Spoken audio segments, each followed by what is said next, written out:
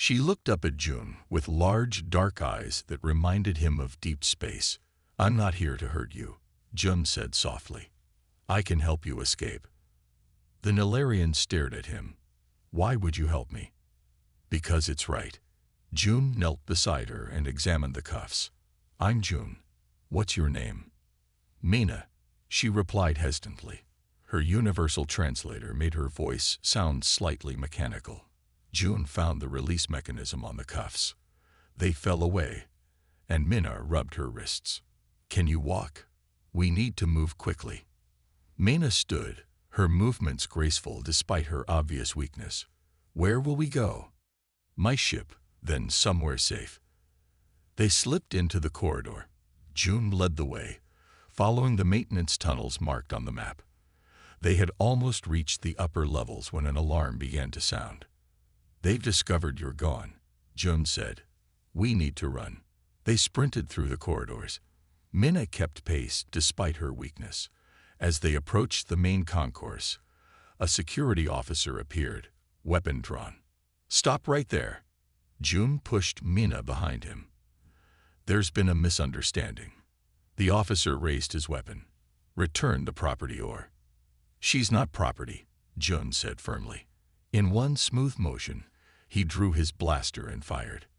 The stun bolt hit the officer, who collapsed. "This way," June urged, taking Mina's hand. They ran through the crowded concourse. People moved aside, startled by their haste. More alarms sounded. Announcements blared about security lockdowns. June and Mina reached the docking bay just as doors began to close. "We need to slide," June shouted. They dove under the closing doors, rolling to safety on the other side.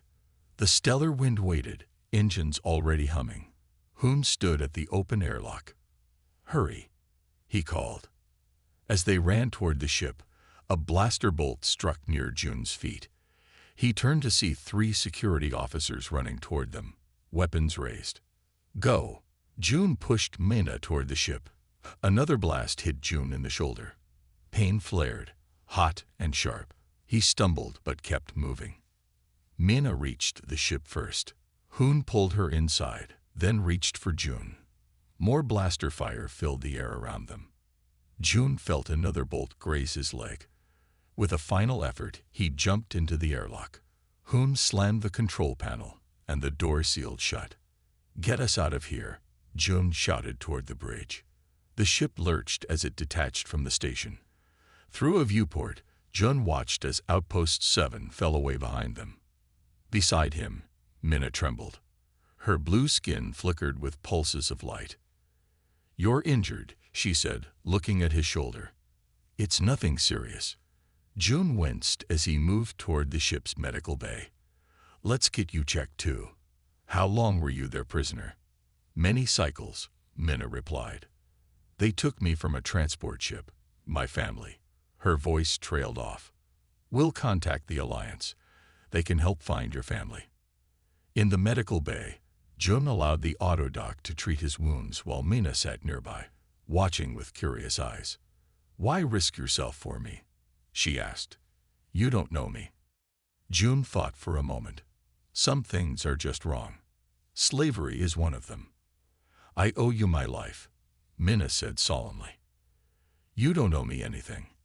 You're free now, free to choose your own path." Mina gazed around the ship, her eyes lingering on the technology. "Where will you take me?" "Wherever you want to go.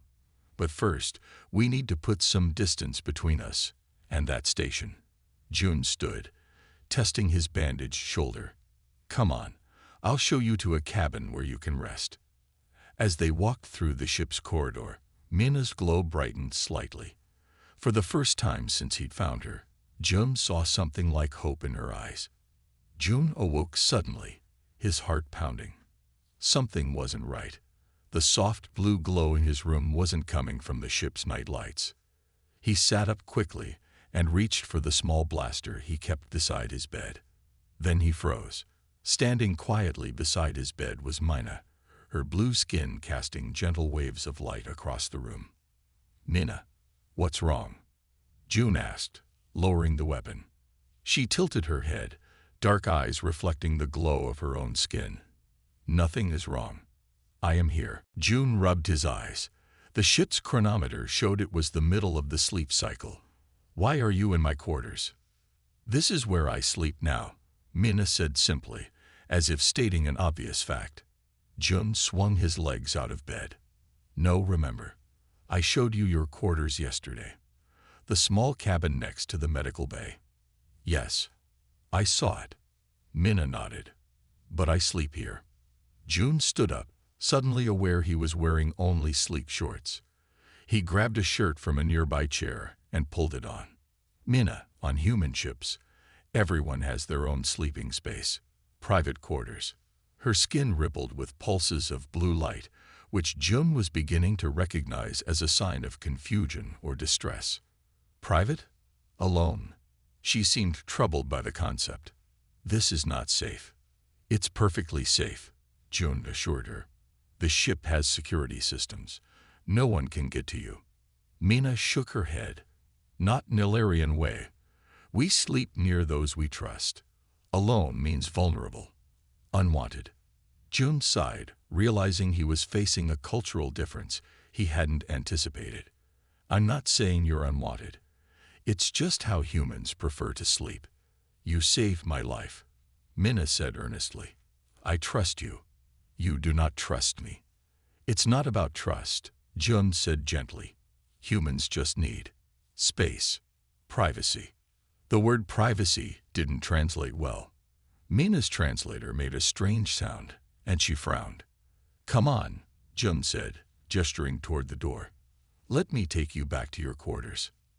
Reluctantly, Minna followed him through the quiet corridors of the ship. When they reached her assigned cabin, she stood in the doorway, looking at the small room with obvious discomfort. Try to sleep, Jun said. We'll talk more in the morning.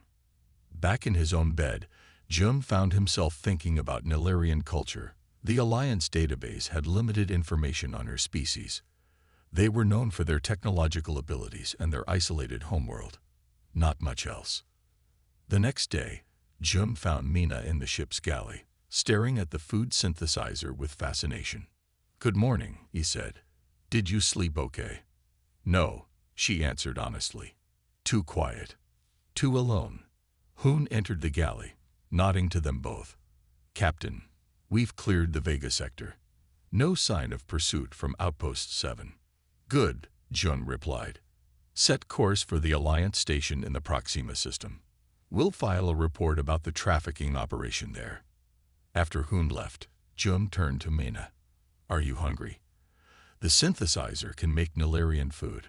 Minna approached the machine cautiously. I can speak to it, she said. May I? Speak to it. What do you mean?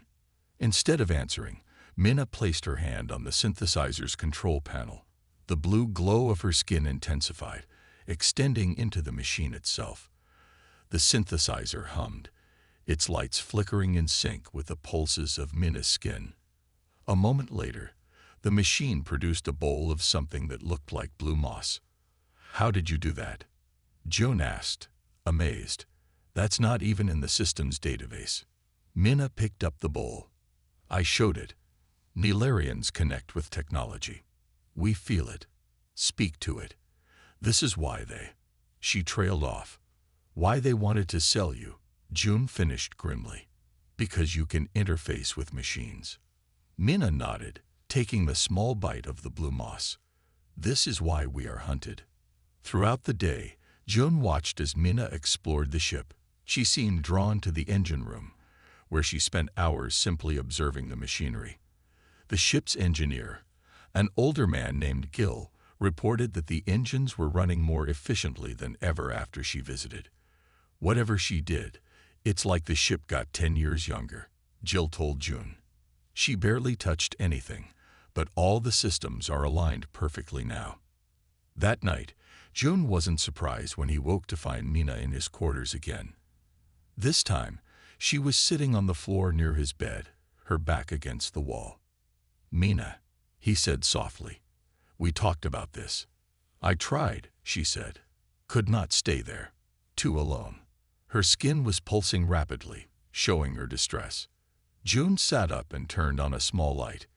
In human culture, sleeping in someone else's quarters it suggests a romantic relationship. Mina's skin flickered. Romantic. No, this is protection. Family. Tribe. But humans see it differently, June explained.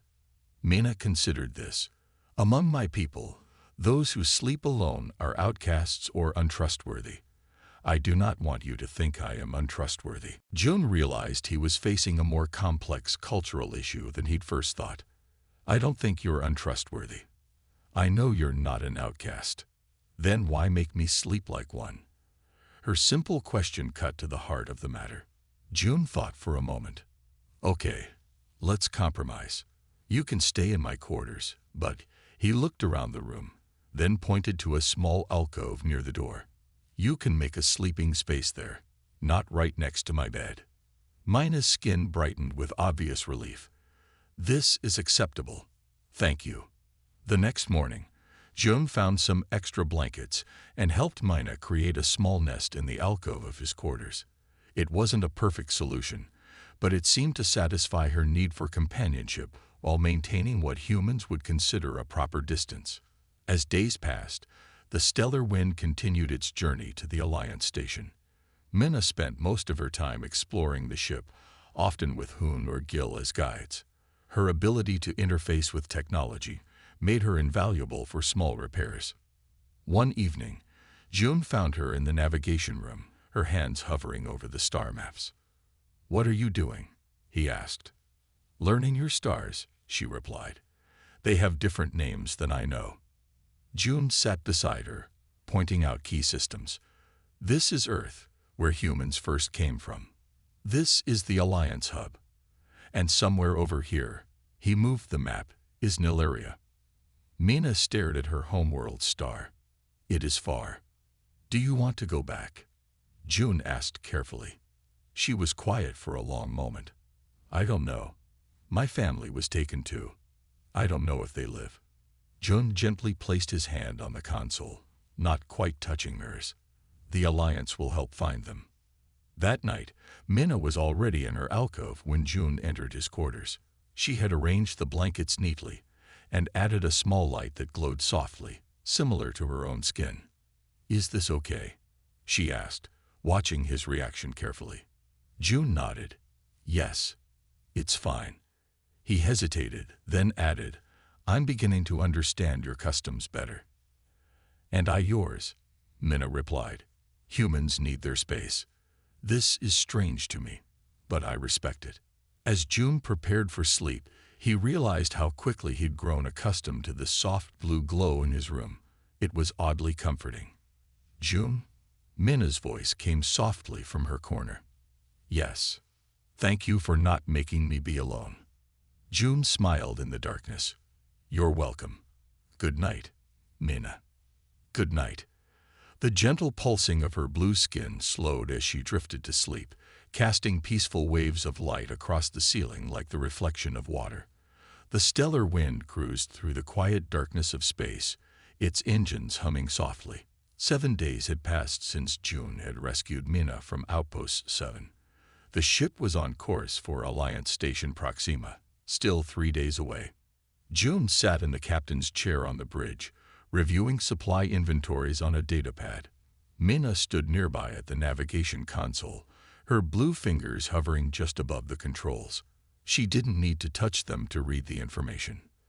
The fuel cells are performing at 115% efficiency, she remarked. I spoke with them yesterday. June smiled. He was growing used to the way she talked about machines as if they were living things. That's good. We might need the extra power. Hoon entered the bridge, his face serious. Captain, the long-range scanners picked up something. Show me, June said, putting down his datapad. Hoon pressed a few buttons on his console, and a star map appeared on the main screen. A small red dot blinked at the edge. It appeared about 20 minutes ago, Hoon explained, moving fast, on an intercept course.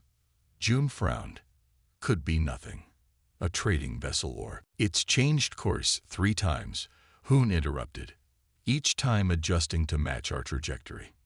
Mina's skin flickered with faster pulses of blue light. Someone is following us. June stood and studied the map more closely. Identification. None. Hoon said. They're running silent. How long until they reach us?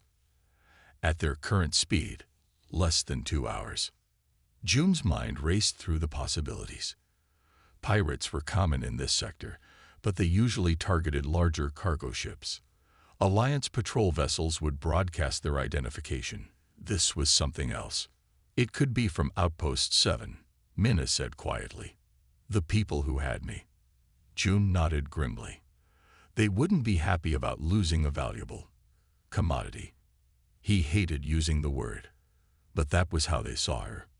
What do we do? Hoon asked. Change course, June decided. Let's see if they follow. Set a new heading for the Cirrus asteroid field. The asteroid field. Hoon looked surprised. That's dangerous territory, Captain. Exactly, June said. If they're really following us, we'll know soon enough. If they're just heading in the same direction, they won't follow us into the asteroids. Hoon adjusted their course. The ship turned smoothly, its new heading taking them away from the safe, clear route to Alliance Station Proxima and toward the chaotic cluster of rocks that made up the Cirrus field. Now we wait, June said, settling back into his chair. They didn't have to wait long. 30 minutes later, Hoon reported, the vessel has changed course again. Still following us. June's face hardened. Increased speed to maximum. Let's see how fast they are. The Stellar Wind's engines thrummed louder as the ship accelerated. Mina moved closer to the engine control panel, her skin glowing brighter. I can help them, she said. The engines want to go faster. Before June could respond, Mina placed both hands firmly on the panel. The blue glow of her skin extended into the control system, spreading through the circuitry like flowing water. The ship surged forward with unexpected power. June gripped his chair as the sudden acceleration pushed him back. What did you do? He asked in amazement. I asked the engines to give more, Mina explained, her voice taking on a strange, distant quality. They had more to give. On the screen, the pursuing ship fell back slightly, but only for a moment. Soon it accelerated too, maintaining the chase. They're still gaining, Hoon reported tensely. Their ship is faster than ours, even with Mina's help. June saw the first asteroids appearing on the long-range scanners. Small ones at first, but soon they would reach the denser part of the field. Prepare for evasive maneuvers, he ordered. Everyone strap in. Mina reluctantly pulled her hands away from the control panel and took a seat. The blue glow retreated from the ship's systems, flowing back into her skin. The first asteroid passed by the viewport, a dark mass against the stars. Then another and another. They were entering the field. Captain, Hoon warned, the pursuing ship is charging weapons. June's hands tightened on the arms of his chair. Shields up, full power. The Stellar Wind's shields hummed to life, just as a bright beam of energy shot past them, narrowly missing the ship. They're shooting at us, Hoon exclaimed. They want Mina, June said grimly. They don't care about the rest of us. Another energy beam struck the ship, causing it to shake violently. Warning lights flashed across the control panels. Shields at 60%, Hoon reported. More asteroids surrounded them now, some as small as the ship, others massive enough to destroy them on impact. June navigated carefully, using the rocks as cover. Another blast hit them. The ship lurched, and several consoles sparked. Shields at 30%, Hoon called out.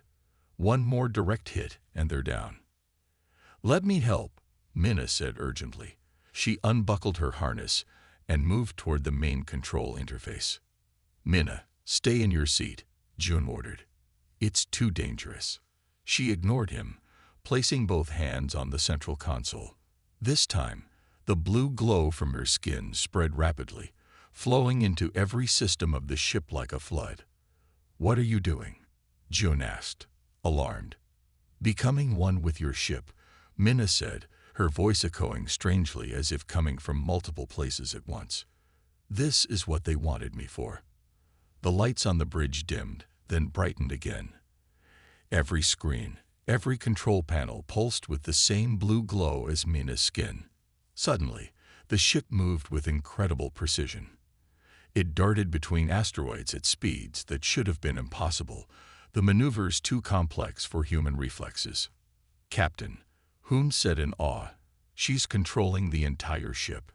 Through the viewport, Jun watched as they weaved through the asteroid field at terrifying speed. The pursuing ship tried to follow but couldn't match their movements. It fell behind, still firing weapons that now missed their fast-moving target. "Shields recharging," Hoon reported in disbelief. "She's redirecting power from non-essential systems." Minna stood still at the console, her eyes half closed, her skin glowing so brightly it was almost white. Through her connection, the stellar wind performed like a ship many times its class. "Find us a hiding place," Joan told her. "Somewhere in the asteroid field where they can't detect us."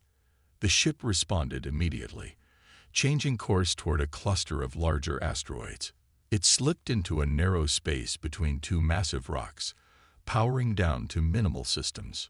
On the screen, they watched the pursuing ship slow down, scanning the area. Its weapons were still charged, ready to fire. "They can't see us," Minna said, her voice still strange and distant. "I've masked our energy signature." Minutes passed in tense silence. Finally, the pursuing ship turned and moved away, giving up the search. "They're leaving," Hoon said with relief. Minna remained connected to the ship for several more minutes, monitoring the other vessel's departure. When it was truly gone, she slowly removed her hands from the console. The blue glow retreated from the ship's systems, flowing back into her skin. She swayed and would have fallen if Jun hadn't caught her. "Thank you," he said softly, helping her to a chair. "You saved us all." Minna's skin pulsed weakly. "This is why they want my people. What I just did, they force us to do it for their ships, their weapons." June knelt beside her chair. "You're safe now. I promise." "No." Minna shook her head. "They will keep hunting. That ship, I recognized its energy pattern. It belongs to a bounty hunter named Quan. He works for the highest bidder." "How do you know this?" June asked.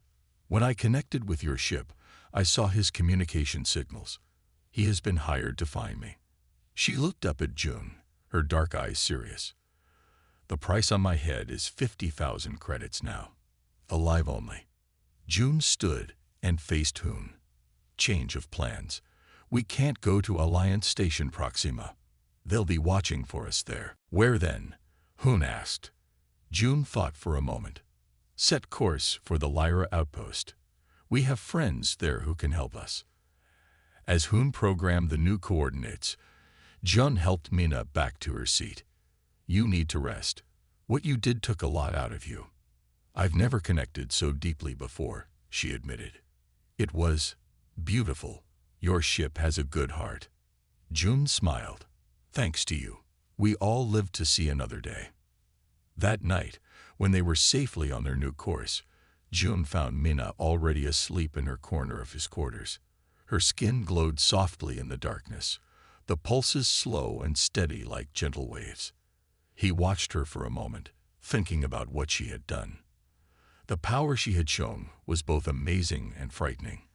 No wonder she was so valuable to those who would use her abilities for their own gain. "I will keep you safe," he whispered, though she couldn't hear him. "Whatever it takes." Alliance Station Epsilon loomed ahead, a massive structure of metal and light against the darkness of space. The station's 4 giant rings rotated slowly, creating artificial gravity for the thousands who lived and worked there. "Approaching Station Epsilon," Hoon announced from the navigation console. "They're hailing us." June took a deep breath. This is it. Everyone remember the plan. Minna stood beside him, her blue skin glowing with steady pulses. She wore a long hooded cloak that Sun had given her, designed to hide her distinctive Nilirian appearance. "Stellar wind, This is Station Epsilon Control. A voice came through the comm system. State your business. This is Captain Jun Park. We're a merchant vessel requesting permission to dock. We need supplies and fuel. There was a pause. Then, Stellar Wind, proceed to docking bay 17. Transmitting approach vector now. As the ship moved toward the assigned bay, Jun turned to Mina. Stay close to me. Keep your hood up. Don't speak unless necessary. I understand, Mina said quietly. I will be careful. The Stellar Wind docked smoothly. Through the viewport, they could see station security officers waiting in the bay. Standard inspection, Jun told his crew. Act normal. When they disembarked, a security officer stepped forward. Captain Park, I'm Officer Chen. We need to inspect your cargo. Of course, Jun said casually. My first mate Hoon will show you around. As Hoon led most of the security team into the ship, Jun and Mina moved toward the station entrance. Another officer followed them. Just heading to the commerce level, Jun explained. Need to arrange for supplies. The officer nodded but continued to follow. Jun had expected this, part of their plan. The main concourse of Station Epsilon was crowded with people from many worlds. Shops and food stalls lined the walls. Announcements echoed over the speaker system in multiple languages. Jun led Mina to a small cafe. They sat at a table with a good view of both the concourse and the nearest computer terminal. Can you reach it from here? Jun asked quietly. Mina nodded slightly. Under the table, her hand extended toward the terminal. The blue glow of her skin was barely visible beneath her sleeve, but Jun could see thin tendrils of light stretching invisibly toward the station's systems. I am connecting, she whispered. So much information. The security officer stood nearby, watching them, but not close enough to hear their conversation. Minutes passed. Jun ordered drinks to avoid suspicion, though neither of them touched them. Jun, Mina said suddenly, her voice tense. I found something. Officer Tai is here, but her skin pulsed rapidly. There are encrypted communications between him and an unknown location. The encryption is syndicate pattern. Jun's heart sank. You're sure? Yes. And there's more. They know we're here. The security alert went out as soon as we docked. Mina's eyes widened. They're coming. As if on cue, a group of security officers entered the concourse, moving purposefully toward them. At their head was a tall man Jun recognized immediately. Ta, he said under his breath. We need to leave, Mina urged. Too late. Jun stood as the officers approached. Officer Ta, it's been a long time. Tae's face was expressionless. Captain Park, you've led us on quite a chase. His eyes shifted to Mina. And this must be the Nilarian we've heard so much about. I don't know what you're talking about, Jun said, trying to buy time. We're just here for supplies. Ta smiled coldly. Let's not play games. Come with us quietly, and no one needs to get hurt. Jun glanced around. There were too many innocent people nearby for a confrontation. Fine, but just me. She stays with my ship. That's not how this works, Ta said. Both of you. Now. As the officers moved closer, Mina suddenly grabbed Jun's hand. Trust me, she whispered. Before Jun could respond, Mina's skin flared with intense blue light. The glow spread rapidly, flowing into every electronic system nearby. Terminal screens flickered. Lights dimmed. What the? Ta started to say. Then the station's alarm systems all triggered at once. Emergency lights flashed. Evacuation alerts blared in every language. The crowd in the concourse panicked, people running in all directions. Now, Mina pulled Jun into the chaos. They ran, using the confusion to lose the security officers. Mina continued to connect with the station's systems as they moved, causing malfunctions and distractions to cover their escape. The docking bay. Jun shouted over the alarms. We need to get back to the ship. They changed direction, taking a maintenance corridor that Minna had discovered through her connection to the station. It was empty, used only by service droids. "Wait," Minna said suddenly, stopping. "We need to get evidence first." "What?" "We don't have time. I found it in the system. Proof of the syndicate's infiltration. Names, dates, transactions. Everything Sun needs to expose them." Minna pointed to a data terminal on the wall. "I can download it, but I need time." June looked back down the corridor, then at Minna's determined face. "How long?" 2 minutes. "Do it." Minna placed both hands on the terminal. Her blue glow intensified as she connected deeply with the system. Data flowed through her, copying to the small device Sun had given them. June stood guard, watching both ends of the corridor. In the distance, he could hear shouting. "Almost done," Minna said, her voice trained. Footsteps echoed down the corridor. "Hurry," June urged. "Finished." Minna pulled away from the terminal, holding the data device. "Let's go." They ran toward the docking bays, taking every shortcut Minna had discovered through her connection to the station's systems. Twice they narrowly avoided security teams. When they finally reached the bay where the Stellar Wind was docked, they found Hoon waiting anxiously at the airlock. "Captain, we were about to come looking for you." "No time," Jum said, pushing Minna ahead of him into the ship. "We need to leave. Now." "Already prepared," Hoon replied. "Gil has the engines hot." As the airlock sealed behind them, Jun rushed to the bridge. "Emergency departure. Override all station protocols." The ship hummed to life, detaching from the station before proper clearance was given. Warning messages flooded the communication system. "Stellar Wind, you are not cleared for departure. Return to dock immediately." June ignored the messages. "Full power, Hoon. Get us out of here." The ship accelerated away from the station. On the view screen, they could see security vessels beginning to pursue. "They're charging weapons," Hoon reported. Minna stepped forward. "Let me help." Without waiting for permission, she placed her hands on the ship's main console. The now familiar blue glow spread through the systems. The Stellar Wind surged forward with impossible speed, easily outpacing the pursuit vessels. Setting course for Lyra Outpost, Jum said once they were safely away. "Maximum speed." Later, when they were deep in safe space, Jum found Minna in the engine room. She was sitting quietly, her hands resting lightly on a power conduit, her skin pulsing in rhythm with the ship's engines. "You did it," Jum said, sitting beside her. "You got the evidence." Minna's glow brightened. "We did it together. What happens now?" "We take the evidence to Sun. He has contacts who can use it to clean out the corruption." June paused. "After that, I don't know." "The Alliance will help find my people?" Minna asked. "Yes. Once the corrupt officials are removed, the Alliance will help. They'll want to make amends." Minna was quiet for a moment.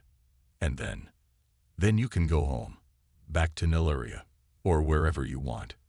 She turned to look at him, her dark eyes reflecting the blue glow of her skin. "What if I want to stay here, on this ship, with you?" June hadn't expected this. "You want to stay.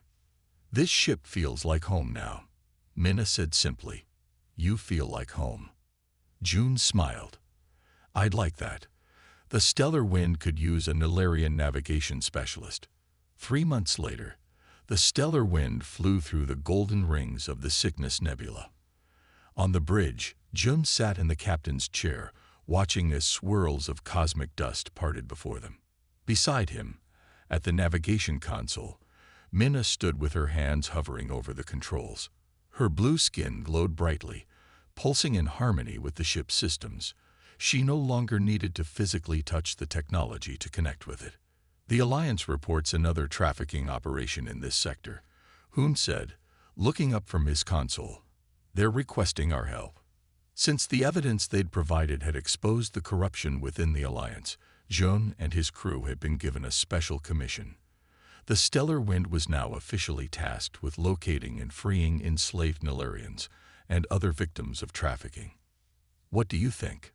June asked Mina, ready for another rescue. Mina's skin brightened with determination. Always. The ship turned smoothly, setting course for their new destination. As they accelerated, June looked around the bridge at his crew, his chosen family. That night, June entered his quarters to find Mina already there. She had her own room now, connected to his by a shared common area, a compromise that respected both their cultures. She sat in the common area, looking out at the stars through the small viewport. "Thinking about home?" June asked, joining her. "I am home," Mina replied, her skin pulsing gently. "Home is not a place. It's where you feel safe, where you belong." June understood completely. Together, they had created something neither of them had expected, a bridge between two very different worlds. A new kind of family, a new beginning. Outside the viewport, the stars streamed by, each one a possibility, a future they would explore together.